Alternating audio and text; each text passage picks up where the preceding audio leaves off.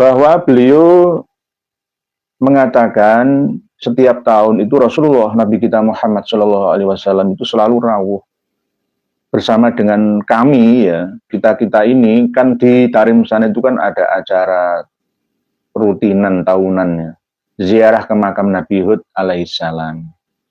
Terus Rasulullah juga bersama dengan rombongan peziarah tersebut. Tidak hanya waktu menziarahi makam Nabi Hud saja, tapi juga makam para pembesar kaum Ba'alawi yang ada di sana, bahkan yang dimakamkan di daerah Zambal, provinsi. Kalau dibawa ke Indonesia ini, menurut Habib Lutfi bin Yahya, katanya semua torekoh yang paling bagus adalah torekoh Alawiyah. Bisa mengalahkan torekoh Naksabandiyah, Qadiriyah, Syadziliyah, Satoriyah, ya, dan torekoh-torekoh lainnya. Nah, ini torekoh Alawiyah. Tidak berkiblat pada Sayyidina Ali karramallahu wajhah, tetapi berkiblat pada Alwi bin Ubaidillah. Jadi harus jeli dalam membedakan ini, sampai nakobatul asyraf dunia pun bisa terkecoh kok. Khususnya nakobah asyraf yang ada di Turki, Istanbul sana itu bisa terkecoh. Dikira Alawiyah, Robitoh Alawiyah. Oh, berarti Alawi bin Ubaidillah itu. Oh, enggak, itu berarti Ali bin Abi Thalib karramallahu wajhah, termasuk yang ditempuh oleh Habib Umar bin Hafid, ya, mudir pondok pesantren Darul Mustafa Tarim. Lah, penjenengan sendiri yang menilainya. Saya tidak mengatakan beliau kafir atau munafik atau zindik, tidak. Saya hanya menyampaikan apa yang telah sering kita dengar dan kita lihat di lapangan. Siapa beliau sebenarnya. Ini seorang Habib yang domisilinya ada di daerah asal-usulnya para Habib yang ada di Indonesia. Ya seperti ini. Ya di Indonesia, ya malah nemen. Karena ada kitabnya, ada pegangannya, ada rujukannya. Bahkan ini ceritanya lagi, Muhammad bin Ali Al-Faqihil Muqaddam itu ketika bertemu dengan Nabi Hud itu tidak harus di tempat yang sepi sendiri, misalkan di lapangan atau di hutan atau di tepi lautan, itu enggak. Wa bainama huwa radhiyallahu anhu jalisun ma'a ashabi idz ja'a al-Khidir alaihissalam mutamathilan fi surati Badawi. Kayak Kanjeng Nabi Muhammad sallallahu alaihi wasallam ketika mau diajari oleh malaikat Jibril tentang akhbirni anil Islam, akhbirni anil iman, akhbirni anil Islam, wa akhbirni anis sa'ah. Hampir sama. Assalamualaikum warahmatullahi wabarakatuh. Alhamdulillah teman-temanku, semoga kalian sehat selalu. Amin amin ya rabbal alamin. Alhamdulillah, jangan pernah lelah dalam perjuangan ini. Terus sadarkan saudara kita semuanya. Tanpa berpanjang lebar, langsung saja kita simak penjelasannya dulu. Saudara-saudariku semuanya yang berbahagia, sesuai dengan tema malam hari ini kita akan membahas tentang apa yang sudah disampaikan ya oleh Habib Umar bin Hafid. Tadi menurut admin sudah ditampilkan di deskripsi atas ceramah khutbah pidato dari beliau Habib Umar bin Hafid. Nanti insya Allah akan kami sertakan kembali di deskripsi. Bahwa beliau mengatakan setiap tahun itu Rasulullah Nabi kita Muhammad SAW itu selalu rawuh bersama dengan kami ya. Kita ini kan di Tarim sana itu kan ada acara rutinan tahunannya, ziarah ke makam Nabi Hud alaihissalam. Terus Rasulullah juga bersama dengan rombongan peziarah tersebut. Tidak hanya waktu menziarahi makam Nabi Hud saja, tapi juga makam para pembesar kaum Ba'alawi yang ada di sana, bahkan yang dimakamkan di daerah Zambal, Tarim sana. Waktu ziarah ke makam Muhammad bin Ali Al-Faqihil Muqaddam juga begitu. Waktu berziarah ke makam Habib-habib yang terkemuka di antara mereka, juga Nabi kita Muhammad SAW menghadiri bersama-sama dengan mereka dalam acara ziarah tersebut. Nah inilah yang kadang bisa diterima oleh kalangan tertentu, tapi mayoritas belum bisa diterima oleh orang-orang yang belum pada tingkatannya. Tetapi orang yang pada tingkatan awam ini tidak serta-merta divonis, oh kamu belum mampu menganalisanya. Tidak seperti itu. Kita kembalikan ke ajaran yang murni dan normal-normal saja. Apakah ada amaliyah ya yang telah dan biasa dilakukan oleh mereka itu benar-benar membawa maslahah, baik untuk internal mereka ataupun eksternalnya? Ternyata kan ya tidak. Padahal agama Islam itu rahmah bagi seluruh alam.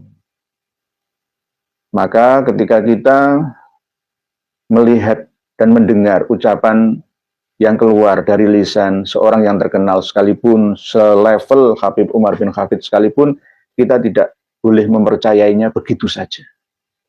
Karena jika dilihat dari sisi sejarah pun, makam Nabi Hud itu pun ya hanya sekedar berdasarkan qarinah wal mukasyafah, tidak berdasarkan penemuan yang hakikah. Asli memang makamnya di situ tidak. Karena ada beberapa versi Nabi Hud itu ada di Wadi As-Salam Najaf Irak, dan ada yang mengatakan lagi berada di sebelah selatan masjid yang ada di Damaskus Syria.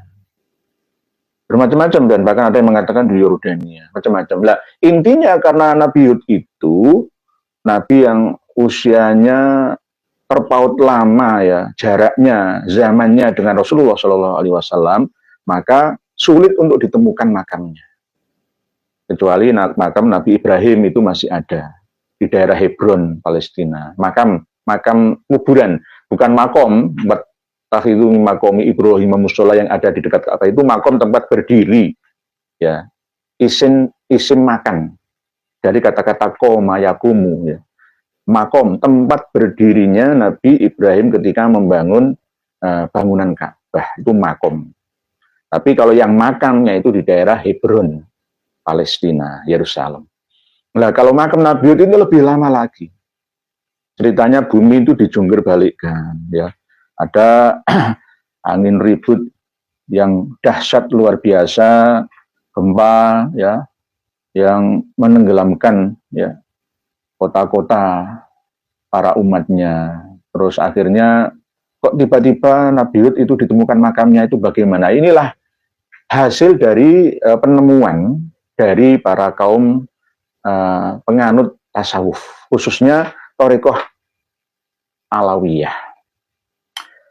Di dalam akun YouTube-nya itu ada Thariqah Alawiyah di Hadramaut. Kaum Ba'alawi yang memiliki metode dalam pendekatan dirinya kepada ilahi yang berkembang di daerah Hadramaut, Yaman, provinsi. Kalau dibawa ke Indonesia ini, menurut Habib Lutfi bin Yahya, katanya semua thariqah yang paling bagus adalah Thariqah Alawiyah. Bisa mengalahkan Thariqah Naksabandiyah, Qadiriyah, Syadziliyah, Satoriyah, ya, dan thariqah-thariqah lainnya. Nah, ini Thariqah Alawiyah. Tidak berkiblat pada Sayyidina Ali karramallahu wajhah, tetapi berkiblat pada Alwi bin Ubaidillah. Jadi harus jeli dalam membedakan ini, sampai Nakobatul Ashraf dunia pun bisa terkecoh kok.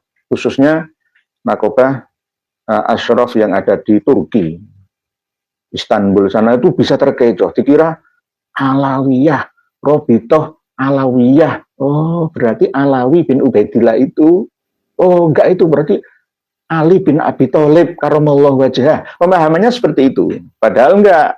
Robitoh Alawiyah itu adalah ikatan, perhimpunan, perkumpulan keturunan Alwi bin Ubaidillah. Nah, ini bisa terkecoh gara-gara nama Alawiyah. Nah, termasuk di antara thariqah Alawiyin atau Alawiyah, para habaib Alawi itu ya berkembang sejak dulu, ada di daerah provinsi Hadramaut Yaman itu. Di antara tokohnya yang sangat terkenal dan didewa-dewakan oleh Khalifah Ali adalah Habib Umar bin Hafid. Habib Umar bin Hafid. Nah, Habib Umar bin Hafid sendiri ya pernah berkhutbah seperti yang penjenengan lihat nanti di deskripsi videonya, bahwa setiap tahunnya itu Rasulullah SAW itu datang turut berziarah bersama dengan mereka ke makam Nabi Hud alaihissalam. Dan bahkan ada cerita lagi ketika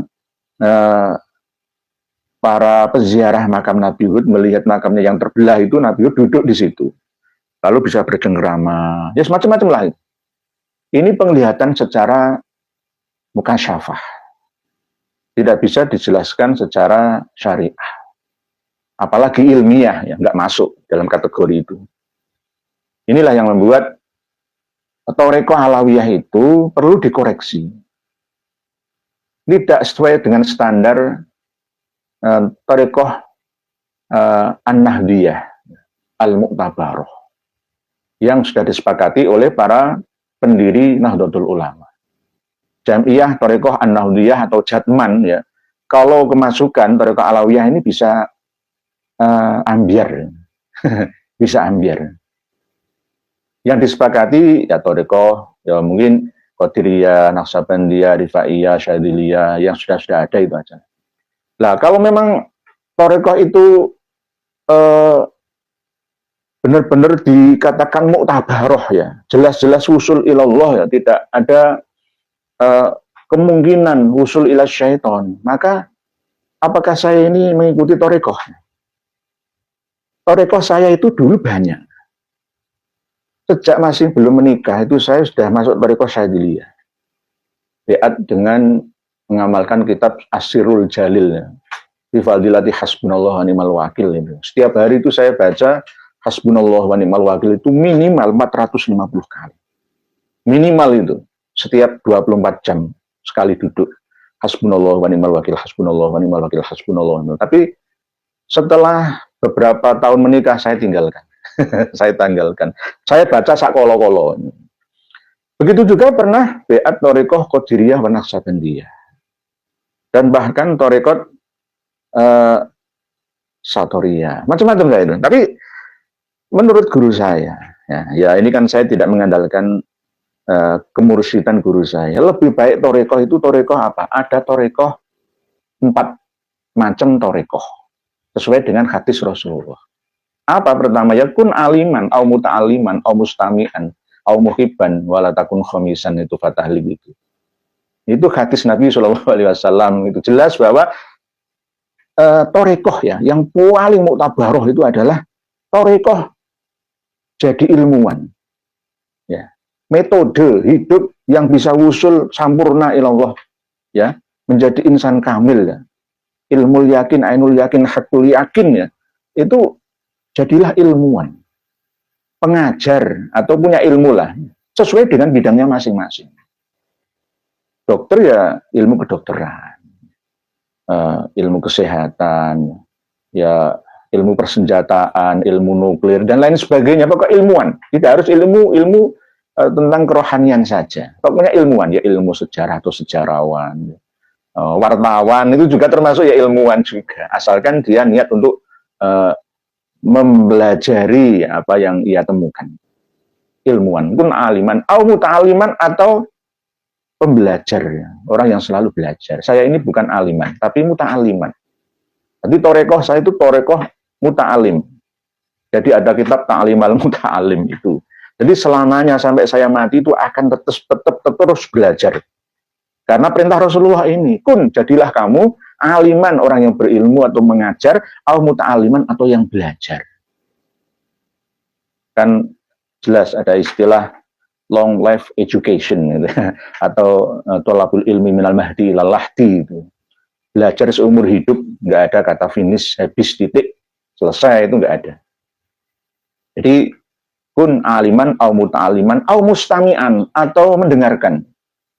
Karena usia seseorang itu dibatasi, ya, dengan waktu atau kesempatan bisa ikut ngaji itu kan ya nggak sama setiap orang itu. Ada yang sibuk bekerja full, ada yang seorang pelancong, ya bisnismen keluar negeri, keluar kota, keluar pulau terus itu. Nah, pekerjaan atau aktivitas yang paling ringan itu mendengarkan. Kalau melihat ya seperti ngaji live ini kan ya ada energi yang harus kita siapkan untuk mata kita, lalu telinga kita, dua-duanya. Kalau mendengarkan saja kan bisa rileks. Oleh sebab itu saya sering menyapa panjenengan para pemirsa dan pendengar sekalian, kayak radio saja. Itu kan au mustamian atau mendengarkan, au mendengarkan, au muhibban atau mencintai ilmu, mencintai orang yang berilmu.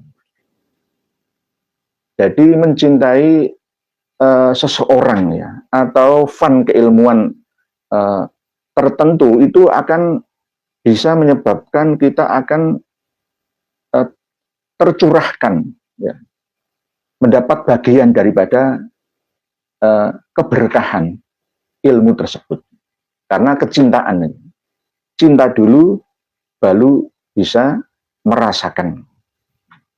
Au muhibban, bukan muhibbin Habib, bukan. Nanti kalau muhibbin Habib beda lagi, kecuali Habib yang benar-benar nggak bercerita khurafat ya, nggak ngedabrus lah ya misalkan ya. Kecuali itu, au muhibban wala takun khamisan. Jangan jadi orang yang kelima. Fatahlika maka kamu akan binasa. Inilah toreko saya itu 4. Bukan Qadiriyah, Naksabandiyah, Syadiliyah, Satoriyah, Rifaiyah, bukan, tapi aliman, au muta'aliman, au mustami'an, au muhibban. Itu toreko saya. Sesuai dengan ajaran Rasulullah SAW. Sebenarnya toreko itu kan metode. Kalau metode toreko itu buletisasi, bulet ruwet, ya nggak usah diikuti. Kadang-kadang toreko itu kan ingin sampai usul ilallah itu dengan metode yang harus menghajar nafsu.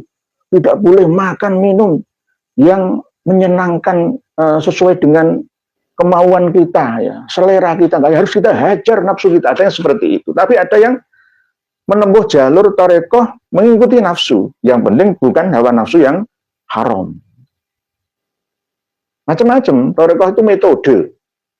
Torekoh modern sekarang ini harusnya tidak perlu bertele-tele. Praktis.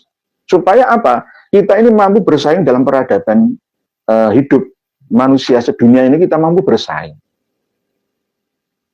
Saya analogikan dulu itu orang mau berbicara telepati atau jongko sukmo itu harus puasa 40 hari.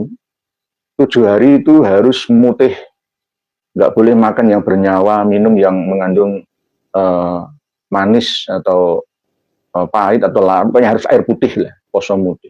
Lalu 3 hari yang terakhir itu harus pati geni. Itu baru bisa komunikasi jarak jauh dari Surabaya ke Cirebon. Dulu ilmu telepati kuno atau klasik. Lah sekarang apa perlu seperti itu? Nggak perlu. Cukup beli HP harga 500.000 ya, daftar akun Google atau Gmail, lalu masuk ke YouTube, lalu bisa buka WhatsApp ya, bisa ada video call. Dia bisa teleponan, bisa mengirim tulisan. Duh. Metode toreko sekarang itu yang paling bagus toreko apa? Toreko 4 ini loh. Aliman, muta'aliman, mustami'an, muhibban.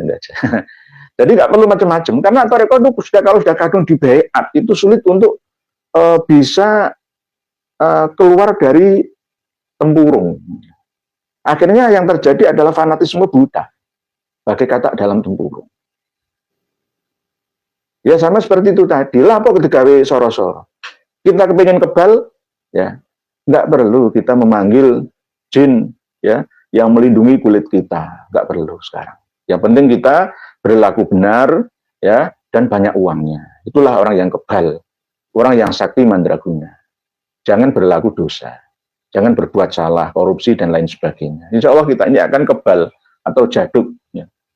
Ya, saking papak palune pandi. Jadi nggak perlu kita macam-macam. Karena apa? Kalau kita mengamalkan ilmu kekebalan itu ya nggak akan bisa kaya, nggak akan bisa alim. Otak kita tumpul karena ilmu kanuragan itu. Kecuali dulu pada waktu gegeran, perang, ya itu perlu. Kalau sekarang eranya berbeda. Kita ini harus bertorekoh tapi praktis. Torekoh 4 itu tadi. Aliman, muta'aliman, mustami'an, muhibban. Intinya adalah torekoh yang bisa memudahkan kita masuk surga dunia sampai di akhirat ya 4 itu. Sesuai dengan hadis Nabi yang lain, man salaka torikon yaltamisu fihi ilman sahalallahu lahu torikon ilal jannah. Kan itu. Barang siapa suluk torekoh, lah bahasanya man salaka. Man sapa wonge salaka ngambah torikon ing dalan. Ini biasanya diartikan suluk torekoh. Barang siapa menempuh jalur atau metode, ya, yang dimana dalam metode itu dia bisa menghasilkan ilmu. Jadi kan pun aliman, muta'aliman itu, au mustami'an muhibban itu. Maka sahalallahu lahu tariqan ilal jannah. Maka Allah akan memudahkan ia dalam menempuh dan merasakan memasuki alam kebahagiaan jannah di dunia yang menghantarkannya masuk surga di akhirat. Man salaka tariqan yaltamisu fihi ilman sahalallahu lahu tariqan ilal jannah. Itulah tariqah yang mutabaroh saat ini lah ya. Kalau memang mau masuk tariqah mutabaroh ala an-nahbiyah misalkan jadman ya monggo, gak masalah. Saya nggak melarangnya. Yang penting metode-metode itu tidak sampai mengganggu ya kita untuk terus belajar. Kadang-kadang tariqah tertentu itu kan menutup diri dan komunitasnya dari informasi luar, dari orang lainnya, dari ulama lainnya. Itulah yang membuat thariqah tersebut bukan thariqah yang mu'tabaroh, tapi ghairu mu'tabaroh. Kalau jadman, jami'ah thariqah an-nahdiyah, itu jelas mu'tabaroh, tergantunglah mursyidnya masing-masing. Lah thariqah yang ghairu mu'tabaroh atau setengah mu'tabaroh, alawiyah ini. Apalagi thariqah alawiyah ala ba'alawi, diantaranya apa yang seperti disampaikan oleh Habib Umar bin Hafid tadi. Itu tidak masuk di akal yang syihah.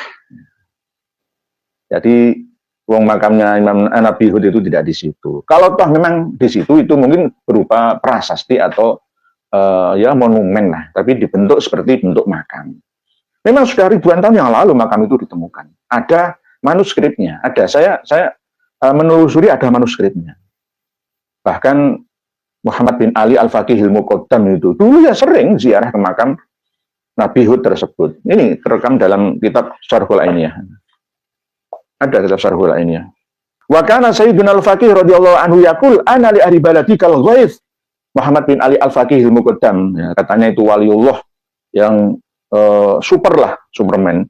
Wa kana yaqulu alayya minal qara ila qabri Hud alaihi salam ya'ni fi syafa'ah. Jadi sangat-sangat menyanjung dirinya sendiri dan disanjung berlebihan oleh orang lain.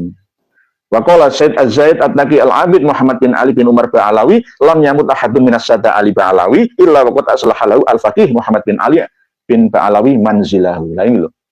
Yang dipakai, yang dipegang oleh thariqah Alawiyah itu seperti ini. Seorang sayyid yang sering berzuhud, yang bertakwa, yang ahli ibadah. Waqala As-Sayyid Az-Zaid At-Taqi Al-Abid, dia namanya Muhammad bin Ali bin Umar Ba'alawi. Beliau berkata, tidak ada seorang pun dari golongan Sayyid keluarga Ba'alawi, ya, kecuali ketika dia mati itu sudah disediakan, ya, diluluskan jalannya oleh Muhammad bin Ali Al-Faqihil Muqaddam, ditempatkan di tempat yang di alam barzahnya itu, ya di surga lah, ya, di satu rumah yang mewah. Ini bahasanya itu seperti itu, bahasanya seperti itu. Nah ini kan berlebihan. Bahkan ada lagi perkataan dari Syekh Soleh Muhammad bin Said bin Umar Balhaf, dari ayahnya Said, ya, ma sholaina ala janazatin, kami tidak menyalati jenazah illa wa Syekh Muhammad bin Ali, ya, Al-Faqihil Muqaddam yusolli ma'ana, kecuali Muhammad bin Ali Al-Faqihil Muqaddam itu turut serta sholat bersama kami bihusni niat yang maksudin ba'da wafati, walaupun Muhammad bin Ali Al-Faqihil Muqaddam itu sudah wafat, bisa nyolati, ikut sholat berjamaah dengan kami. Ya, aneh kok enggak? Nah, ini thariqah Alawiyah namanya, termasuk yang ditempuh oleh Habib Umar bin Hafid, ya, mudir pondok pesantren Darul Mustafa Tarim. Lah, penjenengan sendiri yang menilainya. Saya tidak mengatakan beliau kafir atau munafik atau zindik, tidak. Saya hanya menyampaikan apa yang telah sering kita dengar dan kita lihat di lapangan. Siapa beliau sebenarnya? Ini seorang Habib yang domisilinya ada di daerah asal-usulnya para Habib yang ada di Indonesia. Ya seperti ini. Ya di Indonesia, ya malah nemen. Karena ada kitabnya, ada pegangannya, ada rujukannya. Bahkan ini ceritanya lagi, Muhammad bin Ali Al-Faqihil Muqaddam itu ketika bertemu dengan Nabi Hud itu tidak harus di tempat yang sepi sendiri, misalkan di lapangan atau di hutan atau di tepi lautan, itu enggak. Wa bainama huwa radhiyallahu anhu jalisun ma'a ashabi idz ja'a al-Khidir alaihissalam mutamathilan fi surati Badawi. Kayak Kanjeng Nabi Muhammad Shallallahu Alaihi Wasallam ketika mau diajari oleh malaikat Jibril tentang akhbirni anil Islam, akhbirni anil iman, akhbirni anil Islam, wa akhbirni anis sa'ah. Hampir sama. Jadi Nabi Khidir ini yang mendatangi. Balya Ibnu Mulkan. Lah kalau menurut saya, torekoh saya, 4 tadi, aliman, muta'aliman, mustami'an, muhiban itu, Nabi Khidir itu sudah meninggal dunia. Balya Ibnu Mulkan itu sudah meninggal dunia. Yang hidup itu jiwanya. Nabi Isa alaihissalam sudah meninggal dunia, yang hidup jiwanya. Nabi Hud alaihissalam sudah meninggal dunia, yang hidup jiwanya di alam keabadian, di dimensi yang lebih tinggi dari dimensi kita manusia. Karena di sana waktunya tak terhingga dibandingkan dengan waktu yang berputar, matahari yang kita kelilingi, kita tawafi bersama dengan 8 miliar penduduk di bumi.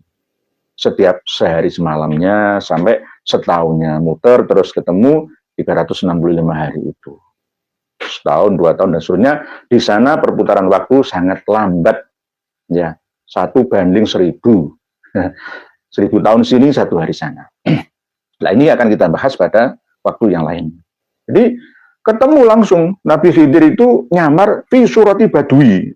Wala rosi zabid faqoma sayyiduna al-faqih wa akhadha zabid min rosi wa akalahu. Fa'ajabu wa sa'aluhu man huwa faqala Muhammad bin Ali Al-Faqihil Muqaddam menjawab Al-Khidir alaihissalam. Enak. Ketemu Nabi Khidir itu enak gitu. Ya karena waliullah tingkat tinggi ngalai si Abdul Qadir Al-Jailani. Nah inilah Thariqah Alawiyah. Kalau menurut Thariqah saya yang 4 itu tadi, bahwa Habib Umar bin Khattab itu perlu dinasihati. Bahkan di channel itu beliau dikatakan ad-dajjal. Mohon maaf, jangan nanti bisa lihat, nanti saya tampilkan di deskripsi. Ya. Ad-dajjal, as-sufiyah, bi Hadramaut, al-alawiyah atau al-alawiyin, bi Hadramaut. Terus di situ sebelumnya kan ada ad-dajjal, penipu, penipu. Jadi dajjal itu bisa menyaru, ya seperti orang soleh, ya berjubah. Ya. Pertama-tama ngaku wali, orang soleh. Lalu setelah itu ngaku jadi nabi. Setelah itu ngaku jadi Tuhan. Itu bahayanya ya, dajjal abad ini dengan abad yang lalu itu berbeda orangnya. Dia adalah sebuah sistem yang masuk dalam setiap raga manusia. Di setiap masa, di setiap negara. Itu ada. Dan bahkan perwakilan atau pengikut-pengikutnya juga ada di sekitar kita, para penipu-penipu itu. Jadi kita supaya bisa hening ya dalam cipta, maka tenangkanlah jiwa. Bahkan Allah sendiri memanggil indah, ya ayyatuhan nafsul mutmainnah. Itu kan tidak hanya khusus untuk yang husnul khotimah saja, tetapi yang hidup istiqomah dalam karomah. Dipanggil indah oleh Allah yang Maha Rahmah, ya ayyatuhan nafsul mutmainnah. Jika kita dalam hidup ini mampu memanage nafsu kita, amarah, sufiyah, walawamah itu semua kendalikan, arahkan ke mutmainnah. Ya ayyatuhan nafsul mutmainnah, irji'i ila rabbiki radiyatan mardiyah, fadkhuli fi ibadi wadkhuli jannati. Ini adalah tujuan kita semua menjadi manusia yang sempurna, insan kamil, ya. Ilmu kita, ilmu yang yakin, ainul yang yakin, dan hakul yang yakin. Kita ma'rifatullah dalam artian mengenal Allah di atas segalanya, memposisikan Tuhan di atas segala makhluknya, ciptaannya. Akhirnya kita bisa sesuai dengan tasawuf kelas tinggi ya, bahwa ketika kita mau mengenal Allah secara luas, maka kenalilah dirimu sendiri, karena di dalam dirimu ini ada jagat kecil ya, mikrokosmos, dan di luar dirimu ada makrokosmos, sehingga antara jagat kecil dan jagat besar, internal eksternal ini bisa nyambung, kita bisa menyatu dengan alam. Inilah yang namanya hidup yang istiqomah dalam karomah dan maunah, meninggal dalam kondisi husnul khotimah, jannah hasanah fid dunya dan jannah hasanah fil akhirah. Closing statementnya adalah bahwa ziarah Nabi Hud setiap tahun yang dilakukan oleh para kaum sufi Yaman, diantaranya para Habib Alawi yang ada di sana dan sebagian yang dari sini, yang katanya dihadiri oleh Nabi, dan juga waktu ziarah ke makam Zambal, makam Muhammad bin Ali Al-Faqihil Muqaddam, Habib-habib mereka di sana, Ali Khalid Risam dan lain-lainnya, itu Rasulullah ikut serta berziarah ke sana. Itu adalah keyakinan torekoh, ya, yang tidak muktabaroh, ya, yang ghairul muktabaroh. Kalau toh memang itu diyakini oleh mereka seperti itu, tidak selayaknya untuk disampaikan kepada komunitas di luar komunitas mereka. Nanti dibully habis-habisan oleh eksternal komunitas mereka. Nah, termasuk kita ini hanya mengingatkan kepada beliau yang terhormat, Habib Umar bin Hafid, tirulah Sayyidina Umar bin Khattab, tirulah Sayyidina Umar bin Abdul Aziz. Ya, beliau berdua bukan seorang ahli tasawuf, tapi manfaatnya lebih luas, lebih besar untuk umat ini. Tirulah tirulah Raja atau Sultan Umar bin Abdul Aziz dan sahabat Umar bin Khattab.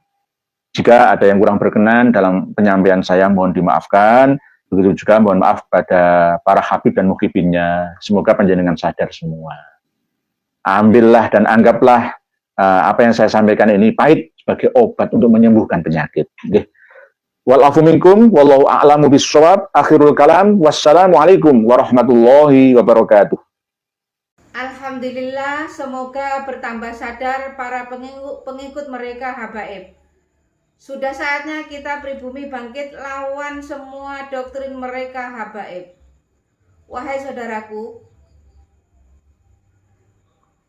secara ilmu sejarah dan nasab, sudah terbukti Ubaidillah terputus 650 tahun, bahkan lebih. Dan secara ilmu filologi juga tidak nyambung mereka habaib, apalagi dengan ilmu pasti, yaitu ilmu YDNA. Jelas mereka anak cucu Yahudi. Terus apalagi yang bikin saudara-saudara bingung? Kan sudah jelas semuanya. Dan coba kita lihat jejak digital mereka habaib. Faqih Muqaddam Isra Mi'raj 70 kali. Ini sangat menyesatkan. Bahkan saya berpikir mereka itu Islam atau bukan. Dan mereka juga terus-terusan menggaungkan bahwa Indonesia merdeka karena jasa habaib. Ini sangat menyesatkan. Karena tokoh-tokoh pahlawan nasional kita tidak ada dari kalangan mereka habaib. Justru mereka lah yang buat Nusantara lama merdeka. Karena mereka habaib kerjasama dengan Belanda. Dan setelah Indonesia merdeka, muncul lagi PKI. Bahkan 2 kali.